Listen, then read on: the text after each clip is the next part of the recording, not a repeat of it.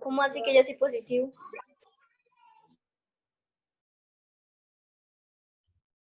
¿Salió positiva?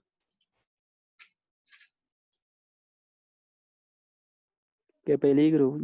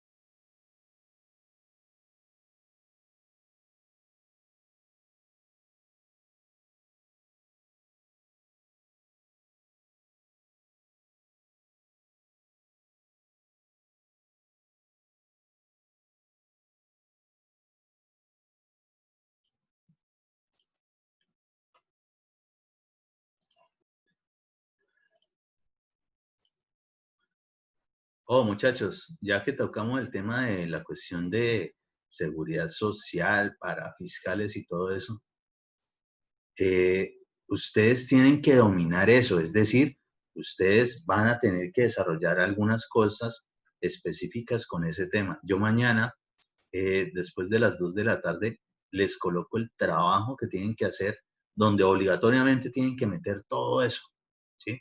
Obligatoriamente. Van a tener un poco de situaciones donde van a tener que desarrollar las planillas, las nóminas de pago y pues sobre eso espero que estén repasando o mirando. Por si acaso, les recuerdo que tenemos para los nuevos un grupo de Edmodo donde tienen material absolutamente de cuanta vaina yo les hablo aquí.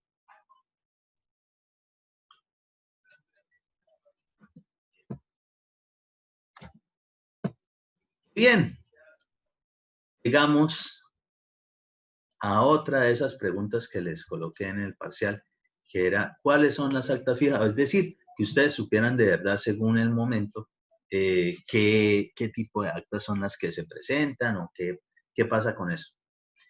¿Qué es esto de actas fijas? Es decir, que para cualquier contrato de obra, no importa la situación que se presente o las diversas situaciones que se presenten en la ejecución o desarrollo de ese contrato, de ese proyecto, siempre van a encontrar mínimo estas actas tienen que haber, ¿sí? ¿Cuál es el acta de inicio, el acta de recibo final y el acta de liquidación?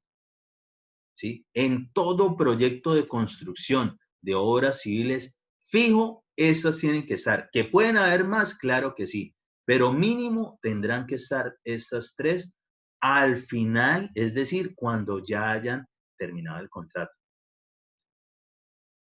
Es decir, nosotros podemos llegar a investigar muy seguramente cuando apenas da inicio y pues por obvias razones no habrá recibo final ni liquidación.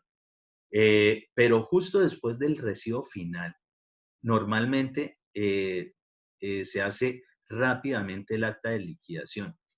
¿Y por qué de pronto es importante el acta de liquidación? Resulta y acontece que esa acta es normalmente la que un contratista utiliza para poder garantizar o verificar que tiene cierta experiencia específica recién adquirida para poder participar en cualquier otro proyecto, en cualquier modalidad de contratación. Recuerden que en una licitación o la modalidad de contratación que sea, lo que tiene que ver con la experiencia técnica, la experiencia específica, es muy importante. Y muchas veces ese respaldo es precisamente anexando actas de liquidación. ¿Por qué? Porque allí en un acta de liquidación, ahorita lo vamos a ver, es donde queda el gran resumen de todo el proyecto. Que no importa cómo haya sido originalmente, si pudo tener algunas modificaciones, de verdad, qué fue lo que se ejecutó al final, cuánto tiempo duró al final y cuánto costó realmente ese proyecto. ¿Sí? Es decir, es la verdad absoluta respecto de todo el desarrollo de la obra. Muy bien, entonces vamos primero con el acta de inicio.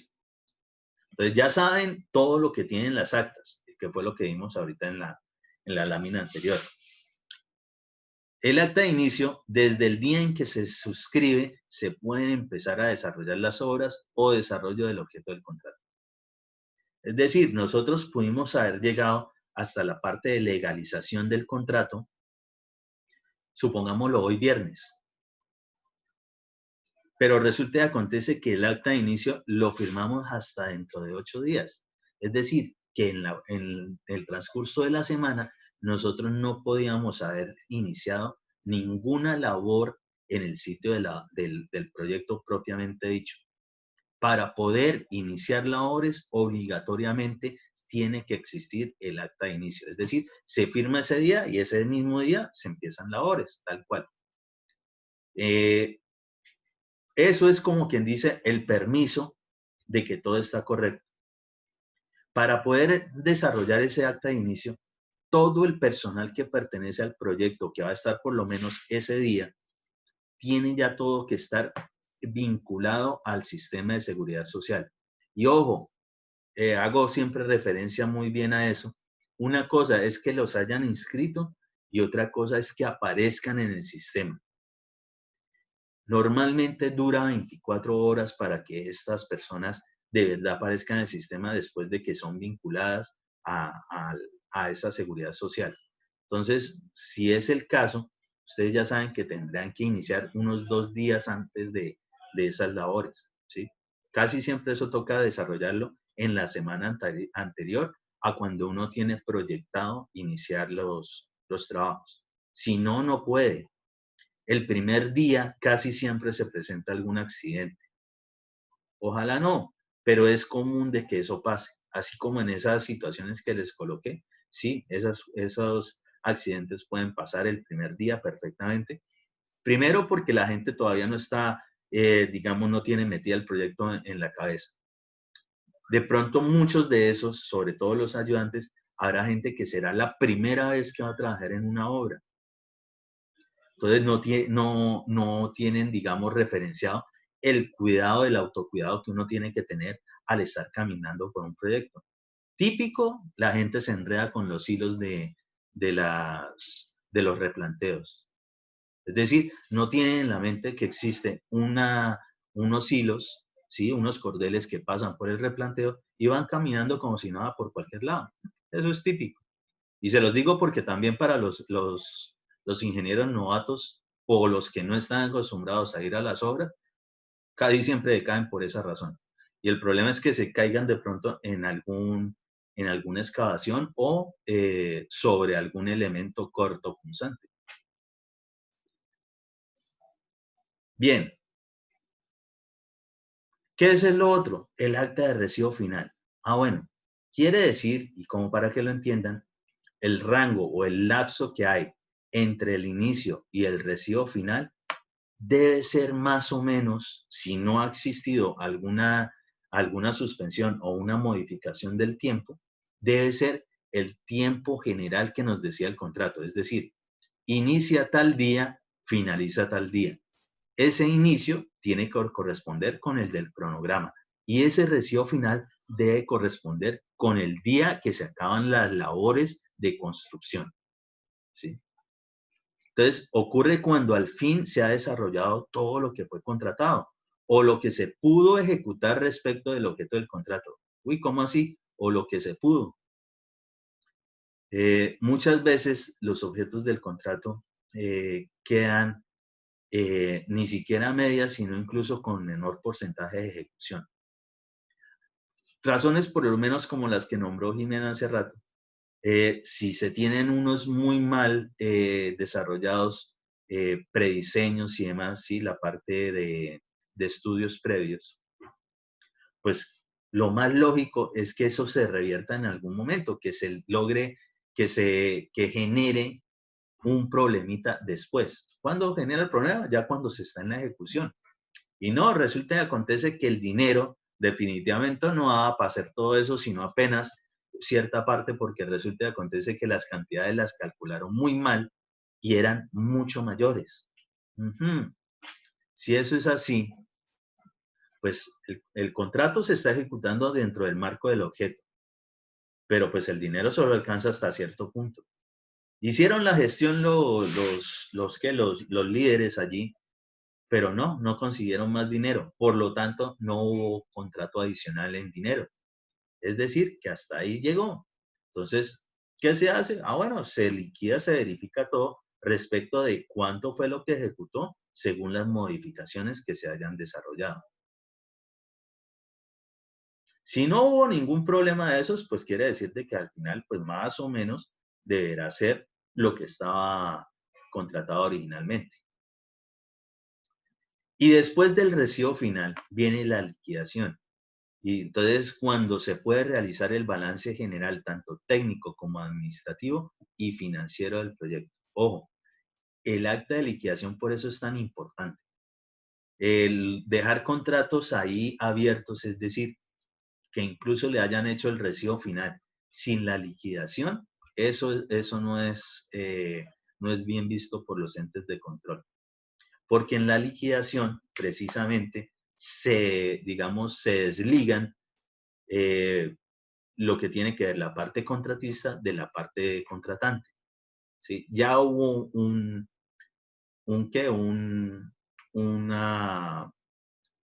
una materialización de algún proyecto, que es la construcción, y pues se supone que si llegaron hasta allí es porque cumple o cumplía con las especificaciones que fueron supervisadas por la entidad contratante por medio de la interventoría. Entonces, llegar hasta allí, bueno, listo, este man entrega, nosotros le recibimos y chao. Pues si ya le recibieron la obra, pues liquiden rápido eso. Y en la liquidación tiene que observarse el balance técnico, administrativo y financiero. ¿Qué es el balance técnico? El balance técnico es todo lo que tiene que ver con digamos, cantidades de obra, con ensayos in situ, ensayos de laboratorio, en fin, todo cómo se hizo para garantizar de que la calidad del proyecto fuera la adecuada. La parte administrativa, todas las actas que se suscribieron, todo desde el proceso de contratación, qué fue lo que pasó, es decir, una breve descripción en nombrecitos de cada cosa que hizo parte del desarrollo del proyecto. Esa es la parte administrativa. Que si hubo suspensiones, pues allí estarán. Que si hubo reinicios, allí estarán. Que si hubo adiciones en tiempo, allí estarán. Que si hubo adiciones en dinero, allí tienen que estar. Y luego, la parte financiera, el billete. Bueno, según las modificaciones que hubo o no, según las adiciones si hubo o no, pues saldrá cuánto fue lo contratado originalmente, menos tantas actas parciales. No, no hubo actas parciales. Bueno, entonces menos el recibo final. ¿Ok? ¿Quedó tanto a favor de la entidad contratante o quedó en ceros absolutamente ese contrato? Que cuando quedan ceros es lo que yo les digo que eso casi nunca ocurre. O mejor dicho, no ocurre. Y para el caso de verdad, en 25 años yo nunca he visto que se presente esa situación y es de verdad que a cualquiera le daría algún mal pálpito respecto de un contrato que termine así, cuando son de obra, cuando son de construcción. Entonces, ¿qué es la liquidación? Muy bien, todo eso, y se genera un paz y salvo entre el contratante y el contratista. Un paz y salvo, es decir, listo, ya entregamos, yo entrego la obra, usted me la recibió, estamos todos de acuerdo, chao contigo, nos vemos. Y así es. Es el respaldo de la experiencia específica adquirida en el contrato y que entra a sumar para los siguientes en los que se desee participar, en los siguientes contratos, es decir, en las siguientes modalidades de contratación. Contratación directa, selección abreviada, mínima cuantía, licitación pública, etcétera. Entonces, esos tres, si por ejemplo yo les digo, no, que es que la obra ya se recibió y se liquidó. Bueno, si no hubo nada raro, obligatoriamente tienen que existir estas tres actas. Que no, que es que apenas hoy se está desarrollando la terminación del proyecto. Ok, se va a generar lo que es el recibo final. Y no, apenas estamos en el primer día de la obra en el cronograma de actividades, es decir, que tiene que existir el acta de inicio, porque si no, no se podría estar trabajando allí. Tenemos otro poco que se pueden presentar, es decir, puede que sean, puede que no, según las circunstancias del proyecto.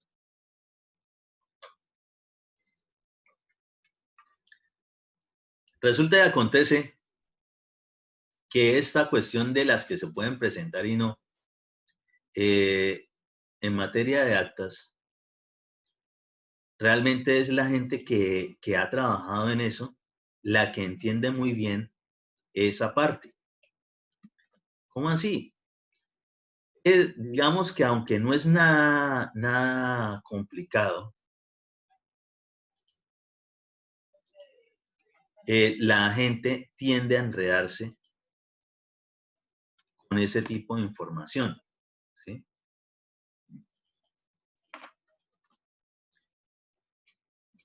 El caso, casi siempre, cuando dicto contratación estatal, yo les pongo casi siempre en algún momento algo que tiene que ver con eso, un poco de situaciones. Eso termina la gente reenredada porque no saben bien cómo son los procesos y cuáles son las fijas y qué pasa si existe una, pues de pronto tiene que aparecer otra obligatoriamente, ¿sí? Se generan algunos tiempos. Terminan enredándose y casi siempre se rajan. Eh, Lastimosamente eso es porque de verdad no le paran bolas a ello. Y después, cuando ya les toca efectivamente en sus contratos esas situaciones, les toca empezar a pagarle a alguien que de pronto sí tiene idea de eso. Y ojo, no porque los abogados no es que todo el tiempo tengan idea de esto, sino han trabajado en contratación estatal en materia de proyectos de construcción, y muchos sí han trabajado en eso, muy seguramente no tienen idea y se van a enredar por muy legales que sean y por mucho conocimiento en materia de leyes que tengan. Entonces, por favor, estudien muy bien esa parte para que no vayan a tener ningún problema, tanto en parcial, así como en lo que tiene que ver con el taller que van a estar realizando.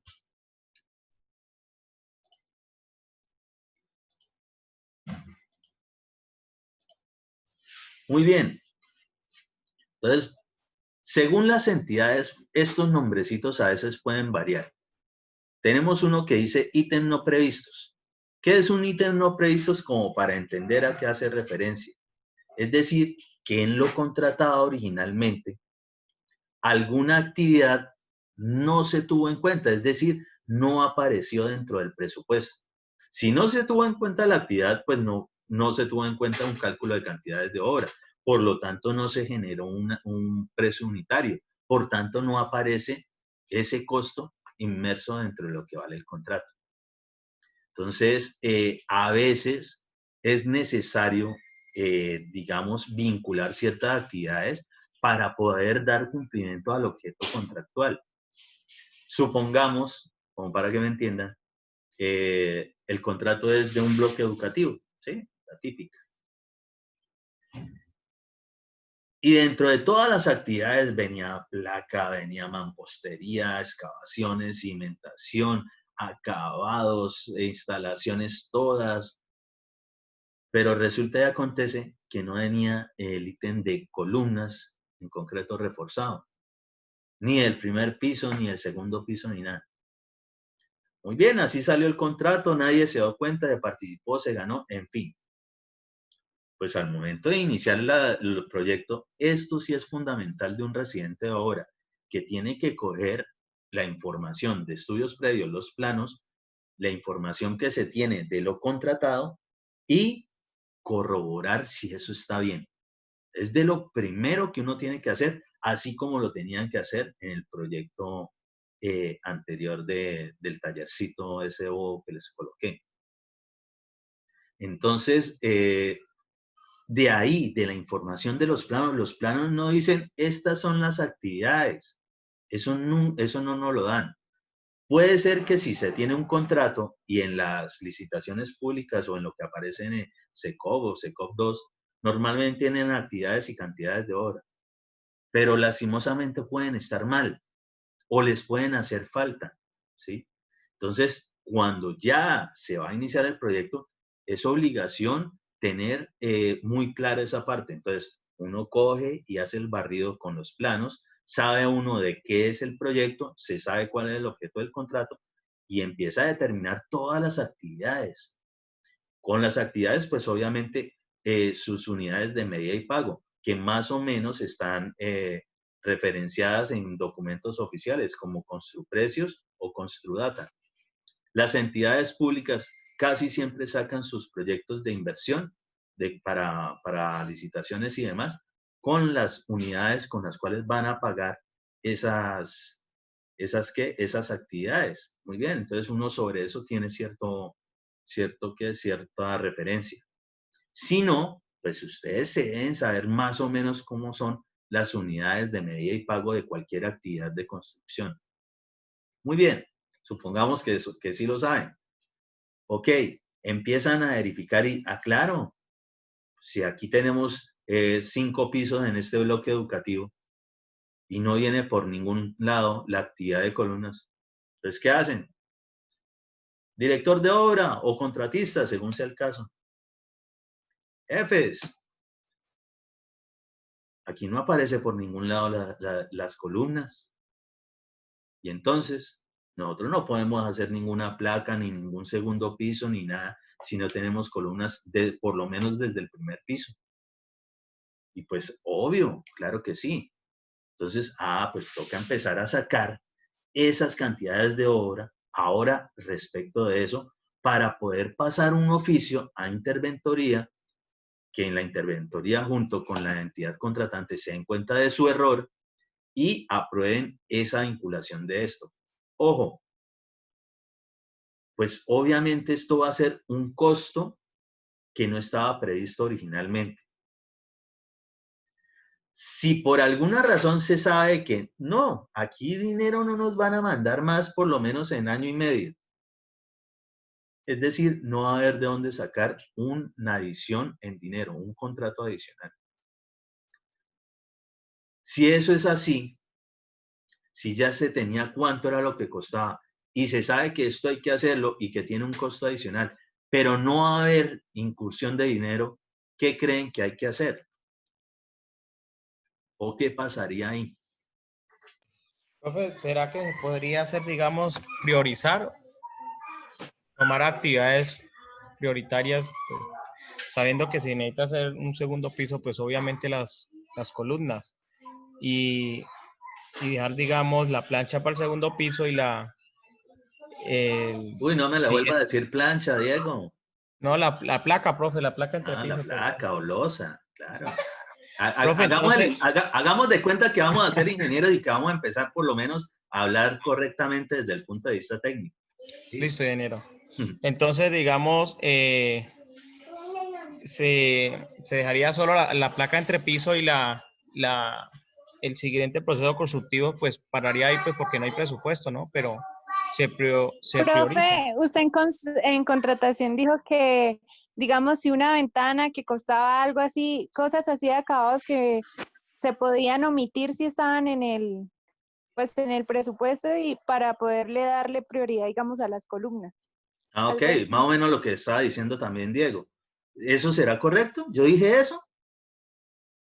¿Seré muy mentiroso? ¿Qué opinan ustedes? ¿Tiene lógica de que eso se puede hacer? Pues si la interventoría lo permite y solo va a ser, digamos, en obra blanca, de pronto sí, ¿no? Porque si en el objeto del contrato estaba que tenía que entregar con unos determinados acabados y no se cumplen, pues no se puede. Sí, pero por Ok. eso, pero como también necesita la prioridad, porque si no, Sí, eso no correcto. puede No, llegar a... definitivamente sí hay que priorizar, claro que sí. Y el error, pues no es, el error en este momento no es del contratista, no es del residente de obra, que para el caso ustedes muy juiciosamente se dan cuenta o advierten eso justo a tiempo, porque hasta ahora van a iniciar el contrato, es decir, pueden ir avanzando en el proyecto y mientras tanto los que tienen que ver, porque en eso no interviene el residente de obra, ellos que se manejen allá a ver cómo carajo resuelven eso. Uno hizo su labor de poderlo advertir y es más, de sacar las cantidades que son y con los precios oficiales, cuánto debería costar esa vaina. Hasta ahí llega el trabajo de uno. Sí, claro, habría que priorizar y pues obviamente sí nos tienen que, digamos, validar la interventoría de que podemos hacer eso. Eso tampoco lo podemos hacer. Si fuésemos los contratistas, simplemente así sepamos que eso es así, pues a nosotros solamente podríamos llegar hasta, digamos, la viga, no, pues prácticamente ni siquiera desde excavaciones no podríamos hacer un carajo. Llegaríamos hasta el solado y ahí, porque es de las zapatas y es lógico pensar eso, si ustedes saben los procesos constructivos, que el refuerzo de las columnas pues tienen que estar directamente vinculado a la cimentación. Hablo de zapatas, pero puede ser una placa de cimentación, pueden ser pilotes, lo que sea. Pero desde allí tiene que venir precisamente el enlace del refuerzo de esos elementos estructurales, tienen que venir desde la cimentación, se construye de abajo hacia arriba. Entonces, pues ellos tendrán que resolver y decir qué es lo que tenemos que hacer. Uno sugiere que de pronto hay ciertas cosas que se pueden obviar. Lo que dice Elohim tiene razón. Si el objeto es muy específico, supongamos que el contrato es de, porque yo en este caso le estoy poniendo ese ejemplo, pero nosotros podemos tener obras donde solamente sea la parte de acabados, ¿sí? Es decir, en otros contratos llegaron hasta cierto punto y a nosotros nos contrataron solo para la parte de acabados. Y dentro de la parte de acabados resulta y acontece que hablaba de, digamos, pintura sobre estuco, ¿sí? Así, pintura sobre estuco y algunos enchapes. Y resulta que acontece que cuando llegamos al sitio de la obra, los muros ni siquiera están pañetados. O supongamos que están pañetados, que tienen el frisado, el pañete, pero no aparece el estuco. Pues, ¿qué toca? No, pues si el objeto decía que era pintura sobre estuco, pues tiene que haber estuco para echarle la pintura encima. Entonces, ahí tocaría empezar a mirar qué de pronto priorizar. Y ojo, ya vienen los dos ejemplos de las situaciones normales que se nos van a presentar para poder analizar y tomar determinaciones. Volviendo al caso que tratábamos con el bloque educativo, podríamos priorizar de pronto de que no, que los cielos rasos mientras tanto no, o que la ventanería del tercer piso no, y empezamos a sacar cálculos, o bueno, empezarán a sacar cálculos los expertos ahí, los de la interventoría y demás, de más o menos llegar a un equilibrio entre el dinero de lo que cuesta, que vamos a dejar de hacer, y esto que obligatoriamente tenemos que incluir para que se desarrolle el proyecto, o por lo menos llegar a un avance significativo del objeto del contrato. Ahí nosotros podríamos priorizar eso. Ahora vámonos al otro ejemplo, que es solamente acabados y supongamos que era solo pintura de enchapes. ¿Qué nos toca? Empezar a mirar es, listo, si sabemos obligatoriamente que necesitamos el estuco para poder colocar la pintura, pues sacamos de nuevo cantidades de obra, de cuánto es el estuco que tiene que ser, sacamos el costo de ese estuco y empezamos a mirar, bueno, de pronto la pintura la alcanzamos a echar toda, pero los enchapes no nos va a alcanzar, no va a haber forma de invertirle más dinero a esto, es decir, no va a venir un dinero de contrato adicional. Entonces, no, pues solamente generaremos enchapes hasta cierto metraje. Y lo otro, el otro metraje que no ejecutamos, lo convertimos de nuevo a dinero y es lo que va a representar ahora ese nuevo ítem que tiene que ver con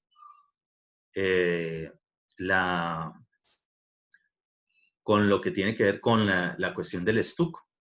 Entonces, en algún caso, puede ser que nosotros podamos eliminar obra directamente, que es lo que estábamos haciendo con lo que hablábamos con Diego, el bloque educativo. Dejamos de hacer completas algunas actividades.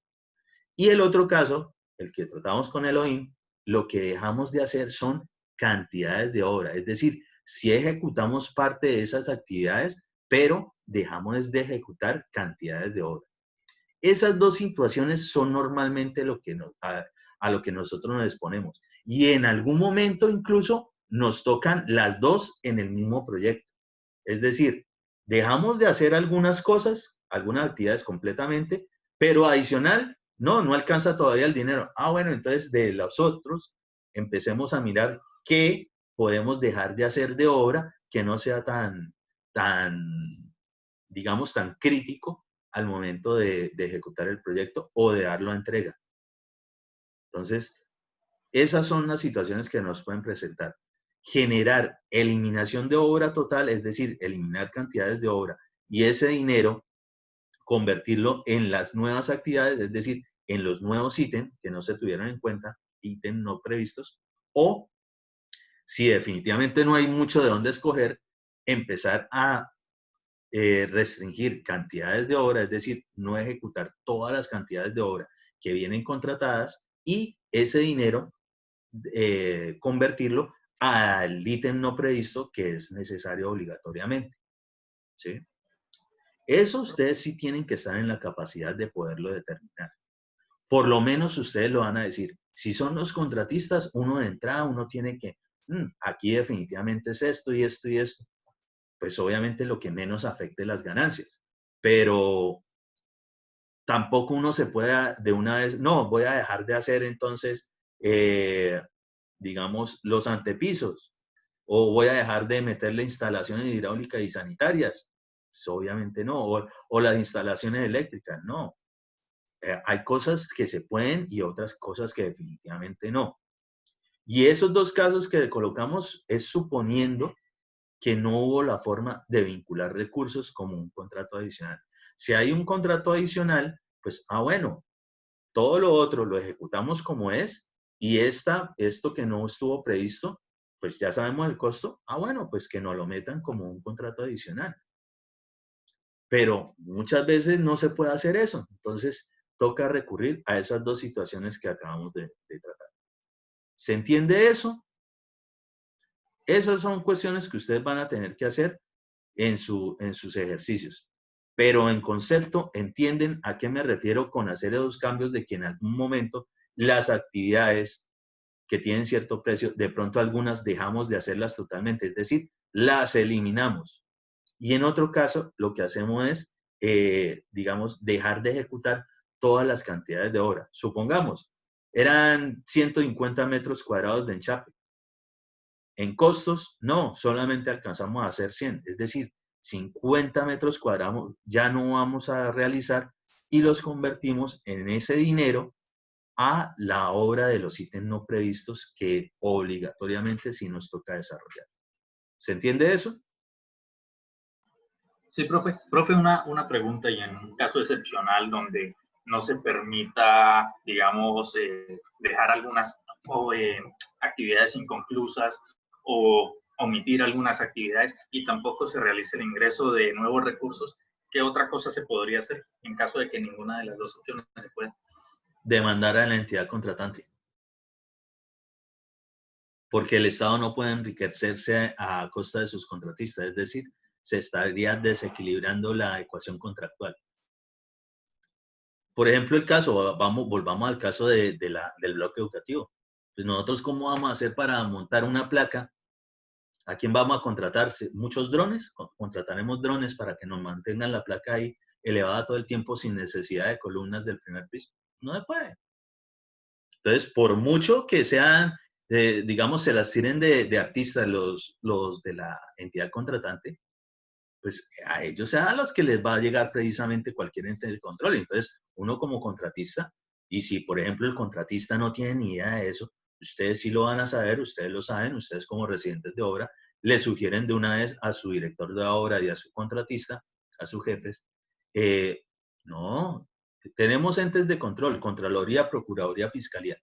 De una vez, un oficio para ellos solicitando información de ese contrato y se presenta precisamente todas las situaciones que se están generando y las soluciones que damos y que esa entidad no nos quiere permitir nada. Y nos quiere obligar a hacer algo que no podemos hacer sin lo otro. Por tanto, eso estaría mal desde el punto de vista de seguridad para la comunidad. Entonces, a esa entidad le van a caer con todo el peso de la ley. Y a uno lo tienen que, digamos, beneficiar desde el punto de vista de que uno puede demandar y pues le pagarán precisamente por ese impasse que ocurrió allí. Ok, ingeniero, muchas gracias. ¿Listo? Ya les envío el nuevo link.